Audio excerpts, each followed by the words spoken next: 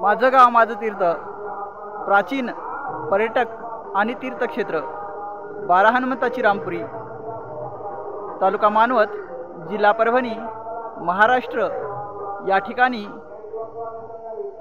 नैसर्गिक असं दृश्य आणि पंचमहाभूताची शक्ती जिवंत त्याचं दर्शन घडवून देणारं हे तीर्थक्षेत्र आहे। या तीर्थक्षेत्रावर जे आपणास पाहायला भेटणार आहे ते अनमोल असं आहे, त्याची किंमत कधीही करता येणार नाही।